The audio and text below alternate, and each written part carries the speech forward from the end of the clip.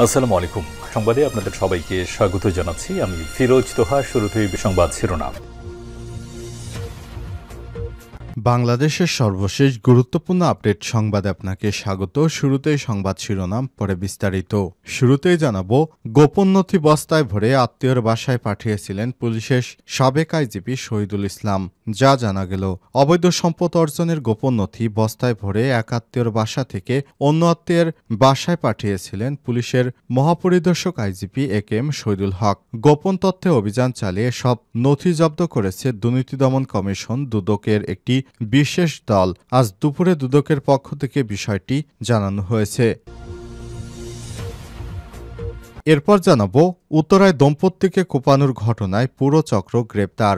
রাজধানীর উত্তরায় বাড়ি ফেরার পথে প্রকাশ্যে দম্পতিকে দা দিয়ে কোপানোর ঘটনায় পুরো চক্রকে গ্রেপ্তার করেছে ঢাকা মেট্রোপলিটন উত্তরা জোনের পুলিশ। বুধবার ডিএমপির মিডিয়া সেন্টারে এক সংবাদ সম্মেলনে এসব বিষয় জানানো হয়েছে।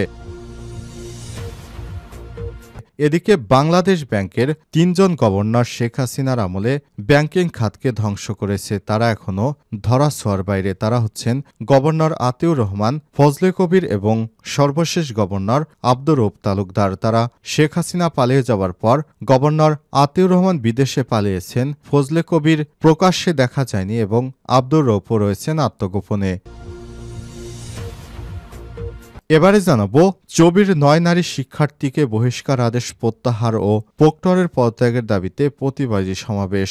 চট্টগ্রাম বিশ্ববিদ্যালয় চবির শিক্ষক লাঞ্ছনা ও সাংবাদিক হেনস্থার ঘটনায় ৯ নারী শিক্ষার্থী ২ বছরের বহিষ্কার আদেশ প্রত্যাহার ও নারী অবমাননাকারীদের মন্তব্যের দায়ে প্রক্টরের পদত্যাগের দাবিতে প্রতিবাদী সমাবেশ ও দ্রোহের গান আয়োজন করেছেন বিশ্ববিদ্যালয়ের সাধারণ শিক্ষার্থীরা।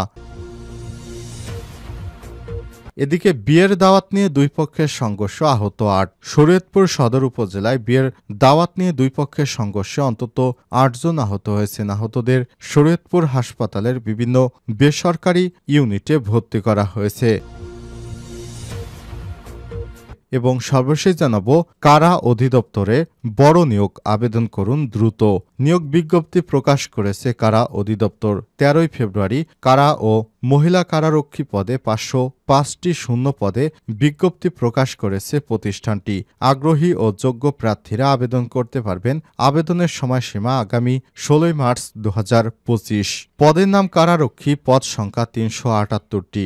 শিক্ষাগত যোগ্যতা স্বীকৃত বোর্ড থেকে মাধ্যমিক স্কুল বা সমমান পরীক্ষায় উত্তীর্ণ।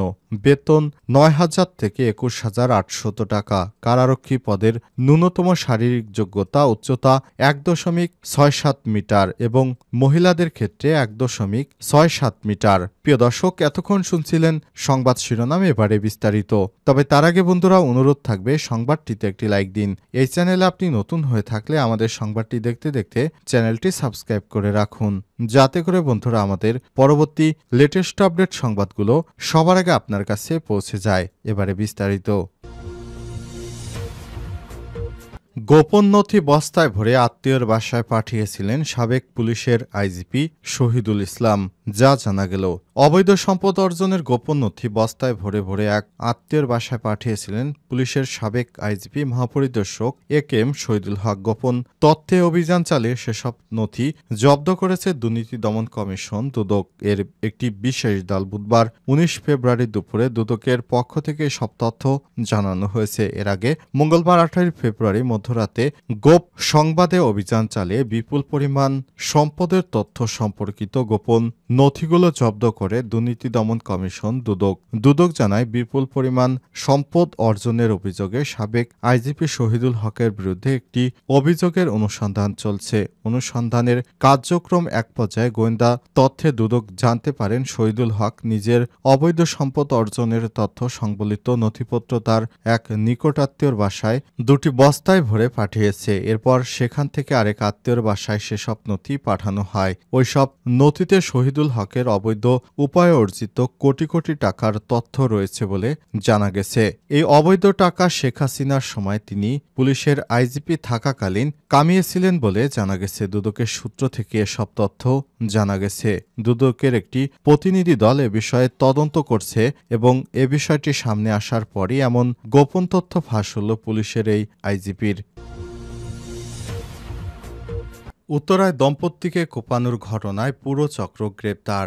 রাজধানীর উত্তরায় বাড়ি ফেরার পথে প্রকাশ্যে দম্পতিকে দা দিয়ে কোপানোর ঘটনায় পুরো চক্রকে গ্রেপ্তার করেছে পুলিশ। বুধবার ডিএমপির মিডিয়া সেন্টারে এক সংবাদ সম্মেলনে বিষয়টি নিশ্চিত করেছেন ঢাকা মেট্রোপলিটন পুলিশ ডিএমপির উত্তরা বিভাগের উপপুলিশ কমিশনার ডিসি রওনক জাহান। তিনি বলেন, দ্রুতগতিতে মোটরসাইকেল চালানোর প্রতিবাদ করায় দম্পতিকে ধারালো অস্ত্র দিয়ে সরাসরি আঘাত করে কিশোর গ্যাংয়ের সদস্যরা। ওই গ্যাংয়ের সবাইকে শনাক্ত করে এরই মধ্যে গ্রেপ্তার করা হয়েছে। গত 17 ফেব্রুয়ারি রাজধানীর উত্তরায় রাত আনুমানিক 10:30টার দিকে বাড়ি ফেরার পথে প্রকাশ্যে এই দম্পতিকে দা দিয়ে কোপায় দুর্বৃত্তরা। ঢাকা মহানগর পুলিশ ডিএমপির উত্তরা পশ্চিম থানার ভারপ্রাপ্ত কর্মকর্তা ওসি মোহাম্মদ হাফিজুর রহমান বলেছেন, ভুক্তভোগী মেহবুবুল হাসান ও তার স্ত্রী ইপ্তি মোটরসাইকেলে বাসায় যাচ্ছিলেন। ওই সময় তিনজন দুটি মোটরসাইকেলে এসে তাদেরকে উত্ত্যক্ত করছিল। এক পর্যায়ে একটি মোড়ে এসে মোটরসাইকেলটি রিকশাকে ধাক্কা দেয়। তখন হাসান ও রিকশাওয়ালার সঙ্গে তাদের বাকবিতণ্ডা হয়। ওই তিনজনের কারো কাছ থেকে খবর পেয়ে আরও দুইজন ধারালো অস্ত্র নিয়ে আসে। তারা এসেই স্বামী স্ত্রীকে এলোপাতাড়ি কুপিয়ে জখম করে। এই ঘটনা ওই সময় দুইজনকে গ্রেপ্তার করে পুলিশে সোপর্দ করে এলাকাবাসী। এরপরই অভিযান চালিয়ে বাকি চক্র সদস্যদেরকে গ্রেপ্তার করেছে উত্তরা থানা পুলিশ। ব্যাংক খাত ধ্বংসের খলনায়ক 3 গভর্নর এখনও ধরাছোঁয়ার বাইরে। আওয়ামী লীগ সরকারের 15.5 বছরে বাংলাদেশ ব্যাংকে সীমাহীন লুটপাট ও দুর্নীতি হয়েছে। লুটপাটের মাধ্যমে ধ্বংস করা হয়েছে ব্যাংকিং খাত। এ খাত ধ্বংসের কারিগর ছিলেন সাবেক 3 জন বাংলাদেশ ব্যাংকের গভর্নর আতিউর রহমান, ফজলে কবির এবং আব্দুর রউফ তালুকদার। জুলাই বিপ্লবে দেশ ছেড়ে হাসিনা পালানোর পর দায়িত্ব নেন ড. মোহাম্মদ ইউনূস। এরপর ব্যাংকিং খাতে ব্যাপক সংস্কার হয়। ব্যাংক খাতে বর্তমান গভর্নর ড. আহসান এইচ মনসুর। ইউনূস সরকারের দায়িত্ব নেওয়ার পর প্রথম কাজ হয়ে দাঁড়ায় ব্যাংক খাতে সংস্কার সাধন। যদিও খাত যারা ধ্বংস করেছেন তারা এখনও ধরাছোঁয়ার বাইরেই রয়ে গেছেন। তাদের ধরার ব্যাপারে বর্তমান সরকারের কোনো উদ্যোগও দেখা যাচ্ছে না। পুঁজিবাজার নিয়ন্ত্রক সংস্থা Bangladesh securities and exchange commission বিএসইসির সাবেক চেয়ারম্যান শিবলি রুবায়েত উল ইসলাম গ্রেপ্তারের পর জনমনে প্রশ্ন উঠেছে, ব্যাংক খাত ধ্বংসের কারিগররা গ্রেপ্তার হবেন কবে? শেখ হাসিনা পতনের পর দেশ চলে যায় ড. আতিউর রহমান। শেখ হাসিনার পতনের পর দেশ ছেড়ে চলে যান ড. আতিউর রহমান। তিনি বর্তমানে দেশের বাইরে রয়েছেন। রিজার্ভ চুরির ঘটনায় তার পাসপোর্ট ব্লক করেছে সরকার। ফজলে কবির দেশেই রয়েছেন, তবে শেখ হাসিনার পতনের পর তাকে জনসম্মুখে দেখা যায়নি। আর গত 5 আগস্টের পর আত্মগোপনে চলে যান আব্দুর রউফ তালুকদার। তিনি দেশে নাকি বিদেশে তার কোনো খবর পায়নি আমার দেশ। ব্যাংক খাত থেকে ঋণের নামে হাজার হাজার কোটি টাকা পাচার করার সুযোগ দিয়েছে এই 3 গভর্নর। সরকার যদি তাদের সহযোগিতার দায় ব্যবস্থা না নেয় তাহলে ভবিষ্যতে আরও অনেক বড় বড় বিশেষজ্ঞরা এ ধরনের অপকর্ম করার সুযোগ পাবে। বিষয় বাংলাদেশ ব্যাংকের সাবেক বর্তমান অর্থনীতিবিদ মোস্তফা একে মুজেরি এ বিষয়ে কথা বলেছেন। বিগত সময়ে একটি চক্র গড়ে উঠেছিল যার পৃষ্ঠপোষকতা দিয়েছিল তৎকালীন সরকার। এই চক্রে বাংলাদেশ ব্যাংকের শীর্ষ কর্মকর্তারাও ছিলেন। এজন্য তাদের বিরুদ্ধে মামলা হচ্ছে, জেলে যেতে হচ্ছে। যারা অনিয়মে যুদ্ধে ছিলেন তাদের সবার বিচার নিশ্চিত করতে হবে, নইলে বিচার পরিপূর্ণ হবে না। এতে অন্যরা আবারও একই পথে হাঁটার সুযোগ পাবে। চবির 9 নারী শিক্ষার্থী বহিষ্কার আদেশ প্রত্যাহার ও প্রক্টরের পদত্যাগের দাবিতে প্রতিবাদী সমাবেশ।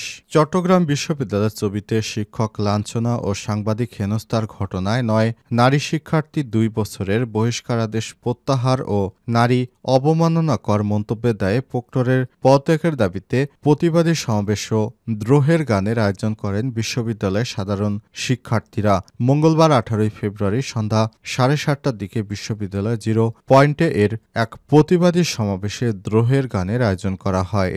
এ সময় শিক্ষার্থীরা জালো রে জালো আগুন জালো, নারী মানে হানি না, এই প্রক্টরকে মানি না, অবিলম্বে প্রক্টরকে পদত্যাগ করতে হবে, রুখে কারা বহিষ্কার প্রহসনটা পরিষ্কার, অনৈতিক বহিষ্কার মানি না, মানব না, এই স্লোগানে প্রতিবাদী সমাবেশ পালন করেছেন তারা এবং গান জাগো নারী জাগো বন্যী শিক্ষা আলোর পথযাত্রী এই গানগুলো গেয়েছেন। অপরাধ বিজ্ঞান বিভাগের 20-21 শিক্ষাবর্ষের শিক্ষার্থী জান্নাতুল মাওয়া মিথিলা বলেন, 13ই ফেব্রুয়ারি আমি যখন জানতে পারি আমাদের বহিষ্কার করা হয়েছে, সঙ্গে সঙ্গে আমি প্রক্টরকে কল করি, কিন্তু তিনি আমার কল রিসিভ করেননি। আমি প্রক্টরকে বলতে চাই, আমার কল ধরার সাহস করুন। সাংবাদিক সমিতি থেকে যখন প্রচার করা হচ্ছে আমাদের বহিষ্কারের তথ্য, পুরো দেশ জানাজানি হয়ে গেল।